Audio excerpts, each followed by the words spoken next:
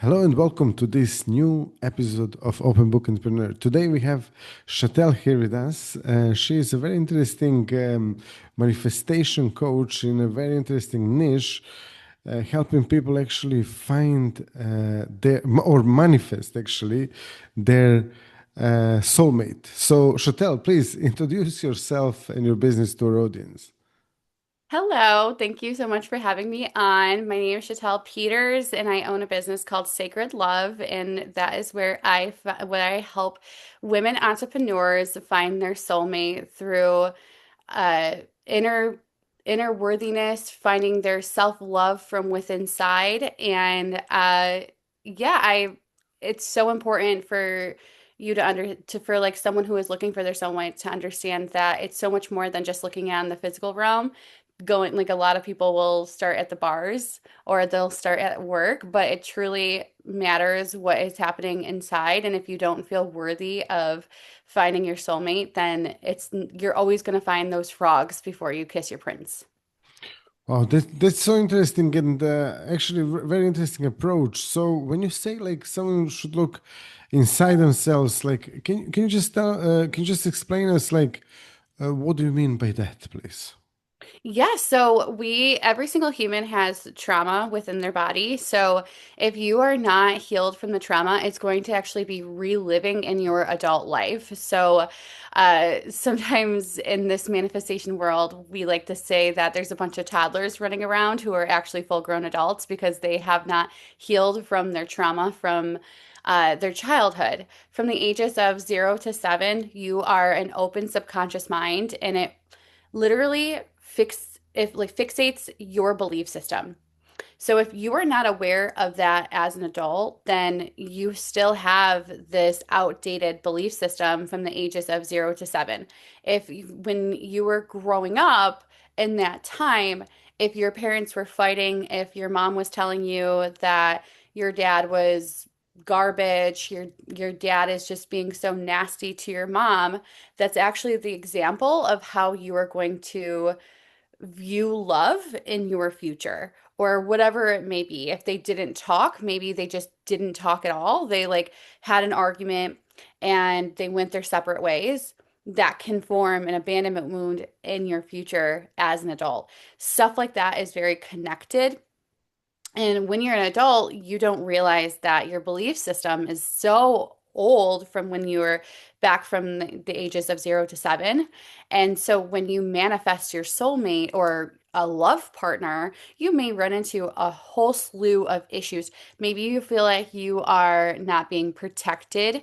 Maybe you feel like you are not being put first. Maybe you feel like they are not taking you on enough dates. Maybe your sex life is just so boring and bland. And that is because you don't feel worthy of those things within inside of you for you to actually exude them in your physical life. Everything in life is actually a mirror. So if you hate yourself, if you internally feel like you cannot protect yourself, if you cannot feel like I can be protected by myself in a house internally, or sometimes people feel unsafe in their body, even if they're with the most safe humans in the planet. They just feel so internally unsafe in their body. You're never going to be able to have a partner to make you feel to make you feel protected and safe because you don't even feel safe within yourself. So if you want a soulmate that's going to treat you well and going to treat you the best you've ever had, you need to start to see these reflections that you have and look in the mirror quite literally, but also internally, and shift those reflections within you. So it shifts something within yourself and it shifts in your reality. Fantastic. And how do we actually overcome these issues? Like, how do we fix these issues? Because sometimes people can also, sometimes people realize that obviously, you know, something is going on and they're going into to these patterns and the patterns are repeating. Either they're getting constantly in abusive relationships or, you know, there is like some other issues that are happening. And Obviously, yeah, understanding that this is a mirror of what is going inside, but how do we fix that inside? So the first step is just recognizing that this is happening and that recognizing that the mirror is there, right? We as a society have really leaned on the capacity of if someone else is hurting us, we need to talk to the other person and they need to fix their behavior. And that's not wrong, but you also need to focus on yourself, right? And a lot of times we will focus on someone else, we'll focus on the partner that we have to change their behavior. And then we just kind of abandon ourselves and we don't change anything at all within us. So to change your inner world, you need to first recognize that this is happening, that this is not just someone else's problem, this is actually your own problem. Then you need to start doing little things that change your identity.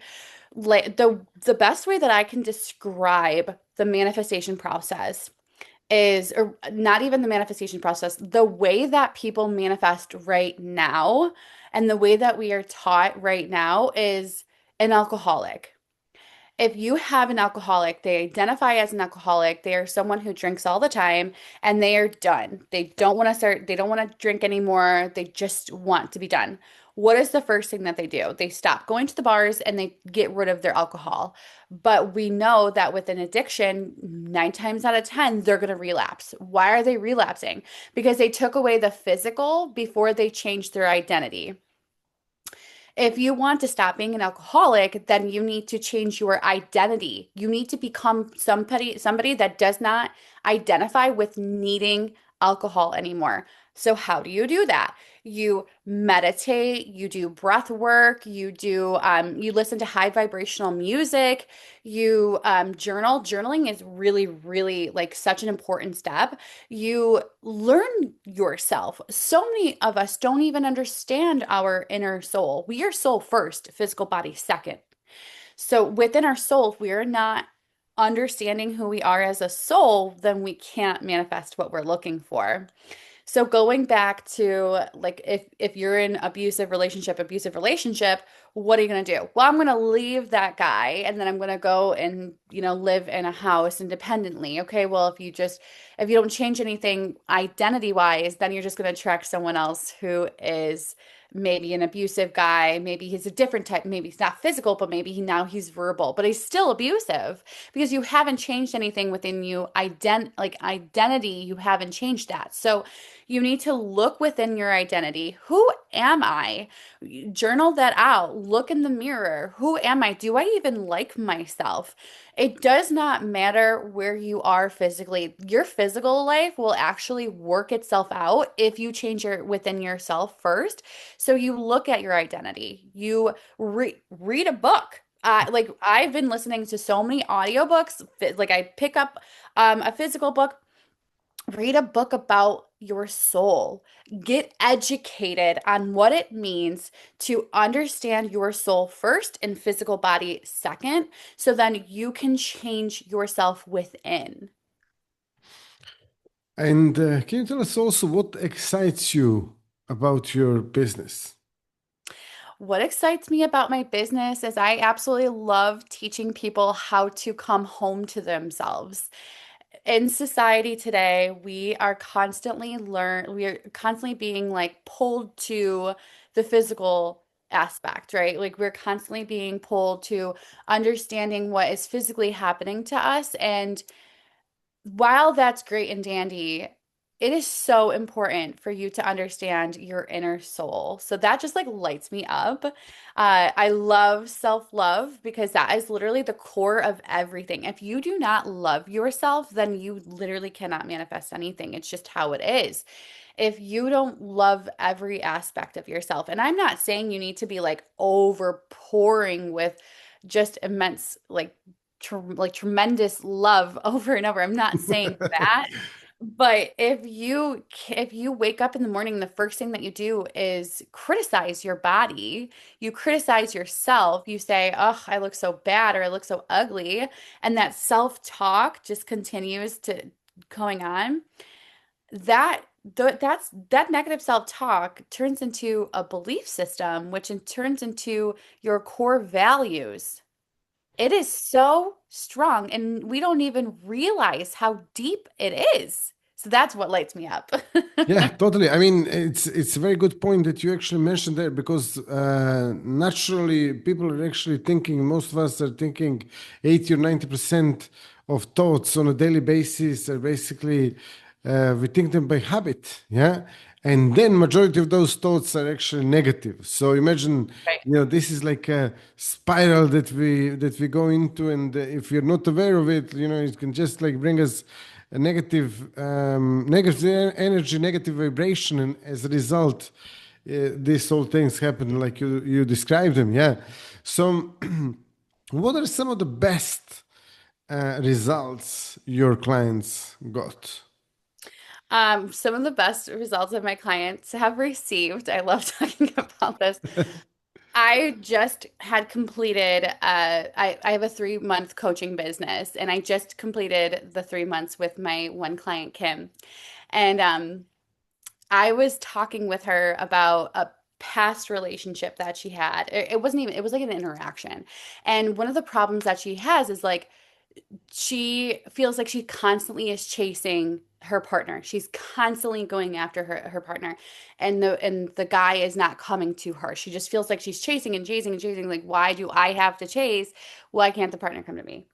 So she explains to me this one time, it's such a funny story, that she had a table, and it was in a box, and there was a lot of parts that needed to be done to this table. So this guy that she's talking to came over, and he did about maybe 65% of the table. He said, "Listen, I have to leave, but I'm going to come back and I'm going to finish this table tomorrow." And he leaves, and Kim finishes it within 30 minutes, sends him a picture, and says, "You don't need to finish the table, but come over tomorrow anyway." He never answered her again. And I said, "Kim, oh my goodness.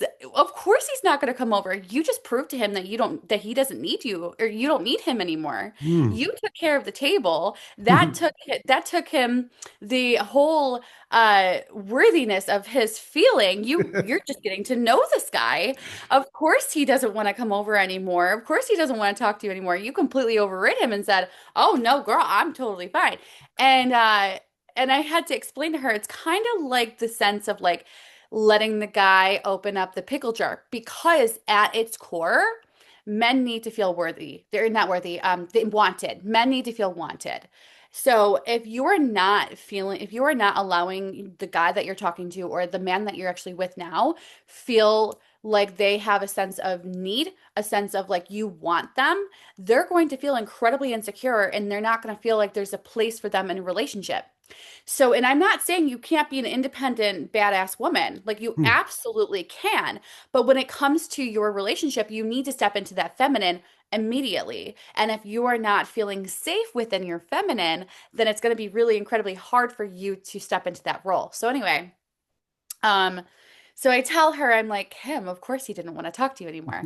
Well, the next guy that she talks to, she's talking to him, and like everything's going well. And she really starts to step into her feminine. And she's like, "Shatel, like he's doing things for me, and I'm really enjoying it." I'm like, "I'm so glad." Like, she feels like everything's going well. And this guy's actually coming to her. He's coming over, he's texting her, he's calling her, and she's never really experienced that before. It's always been the other way.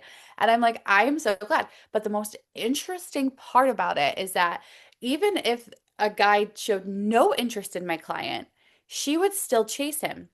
This guy was showing her tons of interest. And she's like, "I really like him. He's a great guy. He's attractive, but he just does not fit the lists of my non-negotiables." And I'm like, "Okay, so what does that say about you? What does that say about this relationship?" She's like, "I just really don't think that I need him."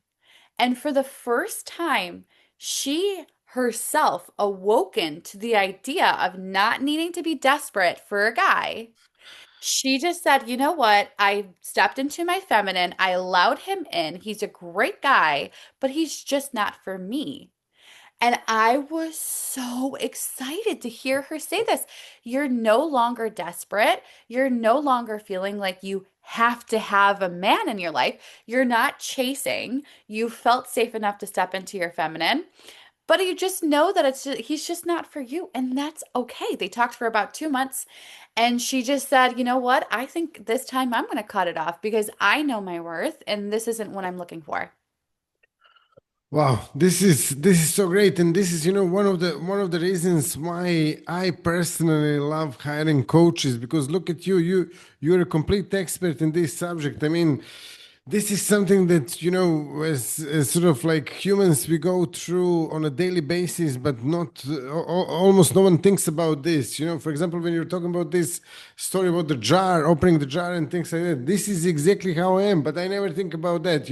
Like when my wife is asking me, "Oh, can you open the jar?" I'm like, "Yeah, yeah, baby, I'll do it." So, Yes, exactly.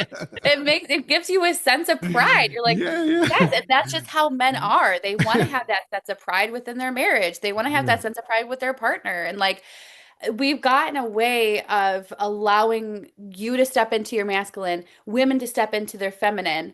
We've gotten away from that because women are so scared. They're Hmm. so scared to feel safe. They're so scared to feel in love, like true in love. So we're really going back to that with my coaching. Totally, yeah, fantastic. So, if someone wants to actually learn more about you, connect to you, or find out more about what you do, how they can do that? My Instagram is Sacred Love W Shatel. So it's like Sacred Love with Shatel, but I just had to put the W. So Sacred Love W Shatel.